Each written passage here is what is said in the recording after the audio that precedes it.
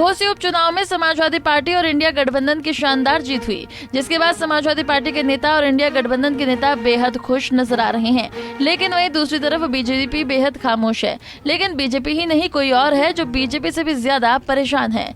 दरअसल घोसी विधानसभा उपचुनाव के नतीजे बीजेपी से कहीं ज्यादा बसपा के लिए चिंता का सबब पैदा कर रहे हैं।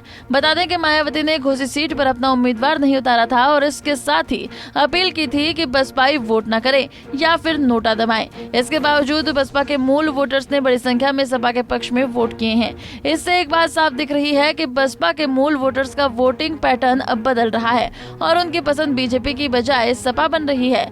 खतौली और मैनपुरी उपचुनाव के बाद ये ट्रेंड घोसी में भी रहा, जो बसपा के लिए भविष्य में चिंता बढ़ा सकता है। दरअसल घोसी में सपा भले ही जीतने में कामयाब रही हो, लेकिन कभी ये बसपा की जमीन हुआ करती थी। सपा से पहले घोसी में बसपा का दबदबा था। बसपा की यहाँ स्थिति काफी अच्छी थी और इसके उम्मीदवार भी औसतन करीब 50,000 वोट मिलते रहे हैं। ऐसे में बसपा का एक खेमा चाहता था कि घोसी उपचुनाव के कैंडिडेट को उतारा जाए, लेकिन मायावती के फैसले के बाद सब खामोश हो गए थे। बसपा के इस निर्णय से घोसी के सियासी रण में खलबली मच गई थी। माना जा रहा है कि उनका लाभ सपा को मिला और दलित वोटर उधर शिफ्ट हो गए। घोसी उपचुनाव में बसपा के कैंडिडेट नहीं उतारा था, जिसके चलते पार्टी का कोर वोट बैंक दलित समुदाय पूरी तरह से किसी भी दल के साथ जाने के लिए आजाद था। ऐसे में दलित बहुल बूथों पर सपा से सुधाकर सिंह को बीजेपी से ज्यादा वोट मिले। घोसी से कुल 455 बूथों में से सपा 327 बूथों पर तो बीजेपी 128 बूथों पर आगे रही। इसके साथ बसपा के दलित वोटों को सपा की तरफ झुकाव मायावती के लिए चिंता का सबब हो सकता है, जबकि अखिलेश यादव को पीडीए यानी कि पिछड़ा दलित अल्पसंख्यक समीकरण बनाने में एक मजबूत आधार मिल सकता है। इसलिए बसपा के थिंक टैंक का मानना रहा कि पार्टी को उम्मीदवार घोसी सीट पर उतारा जाना चाहिए था, फिर वो चाहे जीतता या हारता।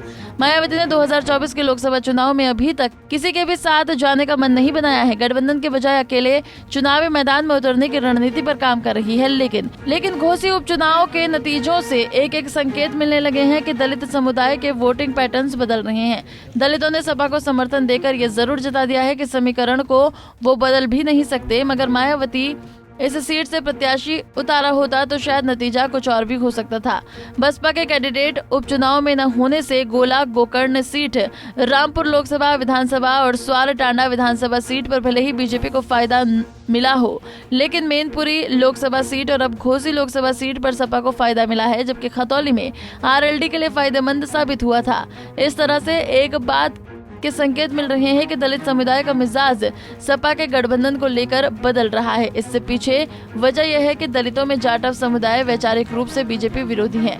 मायावती के राजनीतिक रूप से सक्रिय न होने से जाटव समुदाय बसपा से निराश है। ऐसे में मौजूदा सियासी मिजाज को देखते हुए जयंत चौधरी ने पहले खतौली में उनका फायदा उठाया और अब अखिलेश ने पीडीए का दाव चला है, जो कभी काशीराम का फॉर्मूला हुआ करता था।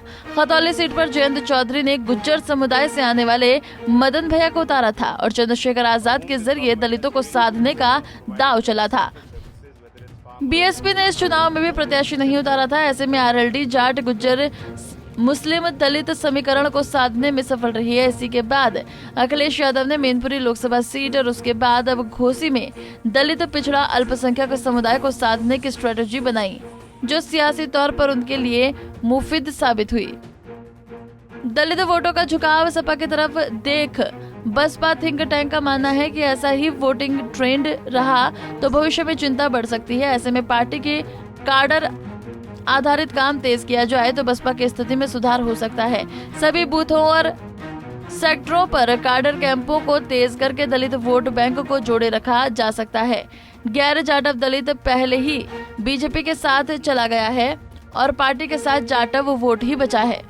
मायावती 2007 के बाद से कई तरह के सियासी प्रयोग करके देख चुकी है, लेकिन चुनावी सफलता नहीं मिल रही है, बल्कि वोट बैंक खिसकता जा रहा है।